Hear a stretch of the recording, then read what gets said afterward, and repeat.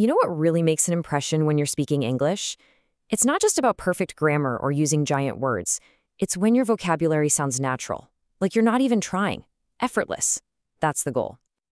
So if you're looking to take your conversations to that next level, you have absolutely come to the right place. We're going to unlock some phrases that will make a huge difference. Here's the secret. There's textbook English, and then there's how people actually talk. The key is closing that gap. It's all about using those common, everyday phrases that native speakers use without even thinking. Seriously, these are the real building blocks to sounding fluent. All right, first up, let's talk about the tools you need for connecting with other people. These phrases are going to be your best friend for navigating social situations like a pro. You know that feeling, right? You've been emailing someone at work for months, back and forth, and then you finally meet them by the coffee machine. Or maybe your friend has told you 100 stories about their cousin, and then you finally meet them at a party. That's it.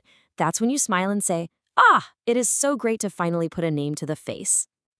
This one is, well, it's everywhere, and it's so useful. If you know a friend is having a hard time, you can say, "Hey, just wanted to say you can reach out if you need anything." It's just a really warm invitation to connect. Or in a more casual setting, you could tell a new contact, "Reach out next week if you want to chat." It's really just a friendly, modern way of saying, "Contact me." Okay, now for some of the trickier situations. So let's say a friend cancels on you for the third time with a lame excuse. They totally blew you off. Or what if your brother keeps bringing up that embarrassing thing you did in high school, just to get a reaction? Yeah, he's trying to bait you. And you know those two people at work who just can't be in the same room together? Well, they have a history. This one is so much fun because it sounds incredibly dramatic, but we use it in a really casual way. Don't worry, it has nothing to do with kings or queens. If your friend makes the most amazing dinner you've ever had, you can just say, "Wow, I have to bow down to you. This is unbelievable." It's just a really informal, powerful way to give someone a huge compliment. Next up, let's talk about feelings.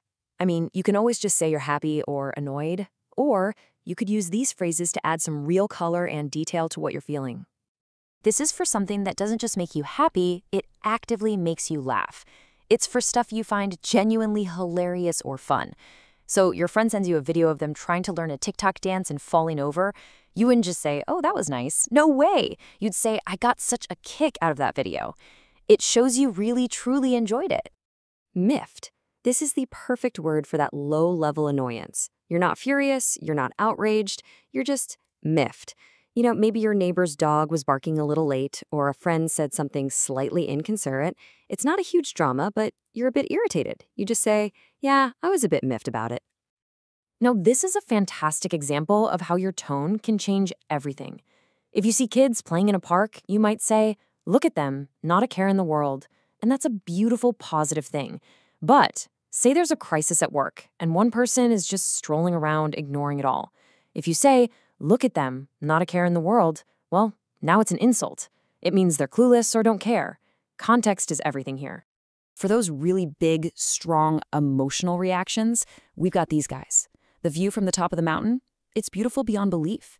That documentary that completely changed the way you see the world, that was a truly eye-opening experience. And finally, when you recover from a bad breakup and you're ready to move on with your life, that means you're finally getting over it. The word punchline can go in two very different directions. On the one hand, it's the brilliant, funny ending to a joke that makes everybody laugh. That's the good one. But it can also be used in a really negative way. If a country makes a huge political blunder, the people there might feel like, "Great, now we're the punchline of the world," meaning everyone is laughing at them, not with them. All right, for our last section, we're going to look at idioms that describe just everyday actions. These are the little phrases that get woven into conversations so naturally, they'll really make you sound like you've been speaking the language forever. Okay, these two are a perfect pair. Let's say you give someone really important instructions, and you can just tell they didn't listen because they immediately forgot. That's when you'd say, "Ugh, it went in one ear and out the other." So to stop that from happening, when you're explaining something complicated, you can just pause, look at them, and ask, "Are you with me?" It's a really simple way to check if they're actually following along.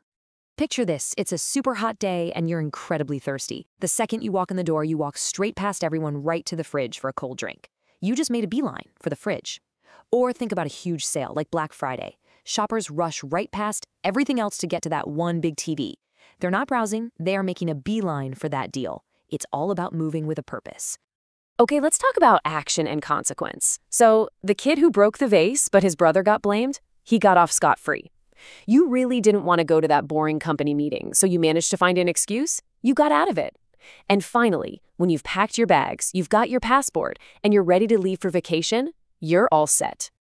Okay, you're going to want to listen closely to this one, because the difference is subtle but so, so important. If you say, I can't help it, you're saying you have zero control. Like, I keep yawning, I can't help it. But if you add one tiny word, if, it completely flips the meaning.